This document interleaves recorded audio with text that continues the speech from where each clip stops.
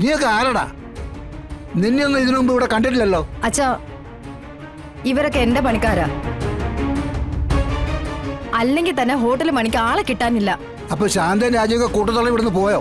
എല്ലാവർക്കും പണിക്ക് വരാതിരിക്കാനേ ഓരോരോ കാരണങ്ങളുണ്ട്. സത്യ, ദേ അമ്മ വന്നു.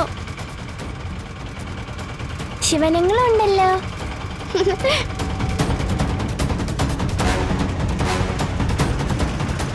അമ്മേ, അമ്മ എവിടെയും പോണ്ട. പോവാണെങ്കിൽ ഞങ്ങളെയും കൊണ്ടുപോകണം. നമുക്ക് പോവാം. നമ്മളിനി ഇവിടെ അല്ല താമസിക്കുന്ന.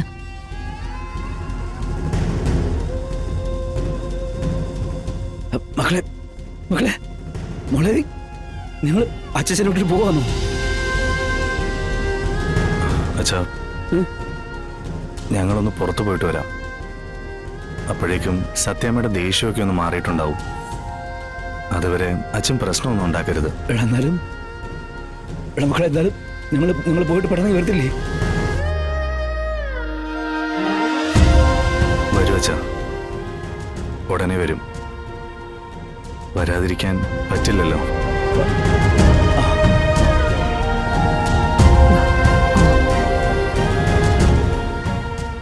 മക്കളെ, മകളെ, മോളെ.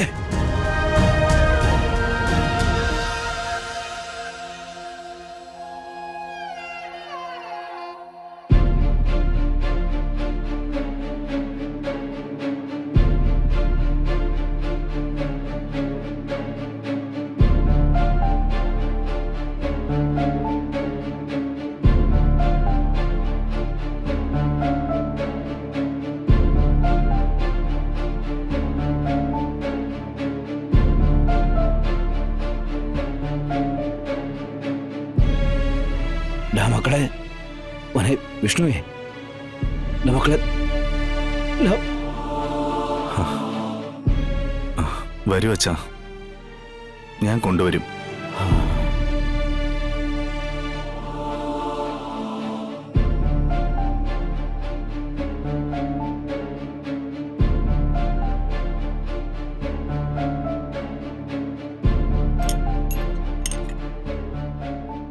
ഏയ്, എത്ര നേരമായി കുറച്ച് കളി ചോദിച്ചിട്ട്?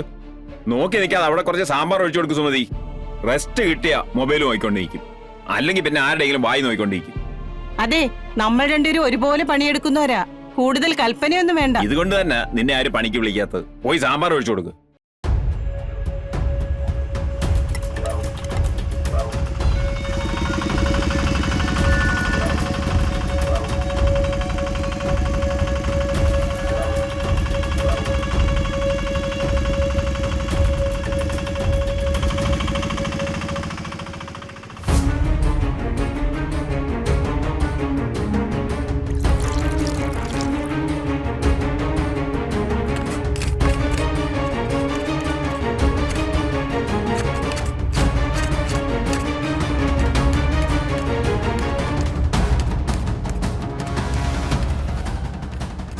ഇവന്മാരിതാരൊക്കെയാ?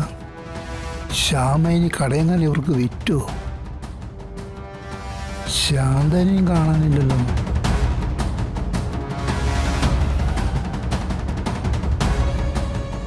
അതെ, ഇവിടെ ഒരു ചായ വേണം, മധുരം കുറച്ച്.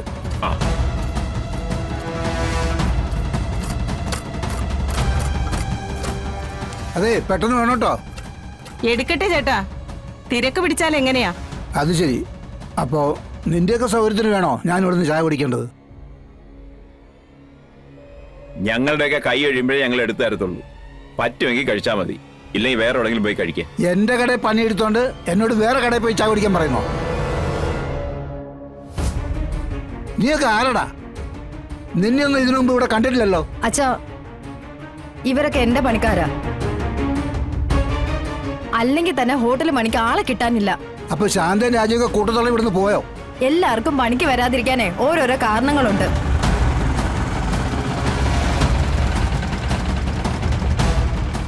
എനിക്കങ്ങനെ പിന്മാറി നിൽക്കാനൊന്നും പറ്റില്ലല്ലോ. ഇവിടുത്തെ നടത്തിപ്പുകാരിയായി പോയില്ലേ.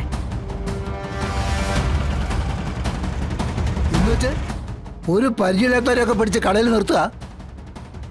അച്ഛാ 1-2 ദിവസത്തെ കാര്യമേ ഉള്ളൂ. അതിനുള്ളിൽ രാജേച്ചി വരാന്ന് പറഞ്ഞിട്ടുണ്ട്. ഇവരോടും അങ്ങനെ എന്നാ പറഞ്ഞിരിക്കുന്നേ.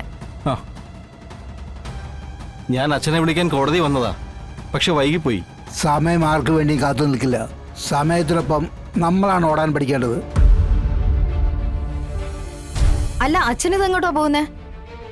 ശാലിനിയുടെ അടുത്ത് പോയി കുഞ്ഞിനെ ഒന്ന് കാണണം. അത് കഴിഞ്ഞ് കുഞ്ഞിനെയും കൊണ്ട് ശാലിനിയുടെ അടുത്ത് പോകണം.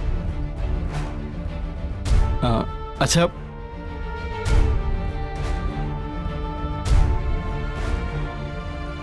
ഇനി എന്തൊക്കെയാണാവോ വരുത്തി വെക്കാൻ പോകുന്നേ?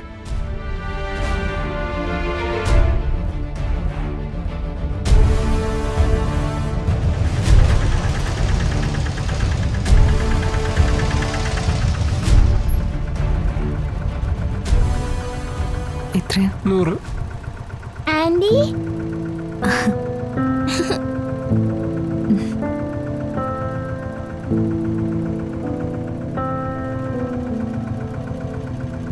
എന്താ മേഡം ഓട്ടോറിക്ഷയില്? പെട്ടെന്ന് കുട്ടികളെയും വിളിച്ചോണ്ട് പോകുന്നതാ. അപ്പൊ കിട്ടിയത് ഓട്ടോയാ. പിന്നെ ഓട്ടോ ആയാലും കാറായാലും നമ്മുടെ കാര്യങ്ങൾ നടന്നാ പോരെ. ആ മാഡം, അഡ്വക്കേറ്റ് അരുണ കൃഷ്ണമൂർത്തി വിളിച്ചിരുന്നു. മാഡത്തെ വിളിച്ചിട്ട് കിട്ടുന്നില്ല എന്ന് പറഞ്ഞു. അച്ഛന് ജാമ്യം കിട്ടിയെന്ന് പറയാൻ പറഞ്ഞു. ആ, ഇവർക്ക് ക്യാൻറ്റീനിൽ നിന്ന് എന്തെങ്കിലും വാങ്ങിച്ചു കൊടുക്ക്. ഇവരൊന്നും കഴിച്ചിട്ടില്ല. ആ, ഞാൻ വാങ്ങിക്കൊടുത്തോളാം മാഡം.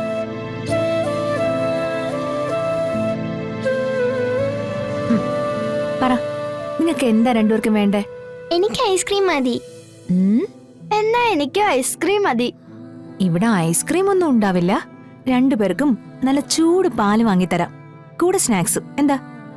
പാല് വേണ്ട, ജ്യൂസ് മതി. ആ, ജ്യൂസ് എങ്കിൽ ജ്യൂസ്. സത്യേ, ശിവനങ്ങൾ വരെയാണെങ്കിൽ നമുക്ക് ശിവനങ്ങളിലെ കൊണ്ട് ഐസ്ക്രീം വാങ്ങിപ്പിക്കാം. അത് ഐഡിയ. എന്താ രണ്ടുപേരും കൂടി ഒരു രഹസ്യം? ഒന്നുമില്ല. എങ്കി വാ.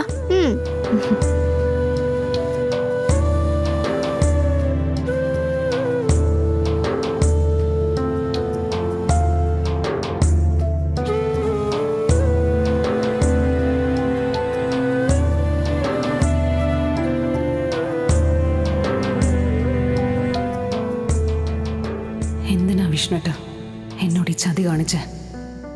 ഇപ്പൊ എല്ലാ കുറ്റവും എന്റെ തലയിലായില്ലേ? കുറ്റക്കാരിയായത് ഞാൻ മാത്രമായില്ലേ? ആരെയും സങ്കടപ്പെടുത്തരുതെന്ന് വിചാരിച്ച് എല്ലാം മനസ്സിനകത്ത് ഒളിപ്പിച്ച് വെച്ചിട്ട് എന്തായി? ഇനി ചെയ്തു വെച്ചിരിക്കുന്നതൊക്കെ എങ്ങനെയാ മറ്റുള്ളവരെ ബോധ്യപ്പെടുത്തിയെടുക്കുന്നത്? ഇതൊക്കെ ആര് പറഞ്ഞു വിശ്വസിപ്പിക്കും? ഞാനിപ്പോ സത്യാമ്മയ്ക്ക് മുന്നിൽ മോഷ്ടാവും കൊലയാളിയും ഒക്കെയാ. ഇൻഷുറൻസിന്റെ തുക കിട്ടാൻ വേണ്ടി ഞാൻ വിഷ്ണുട്ടനെ കൊന്നു. നമ്മുടെ കമലം വരെ എന്നെ തെറ്റിദ്ധരിച്ചു.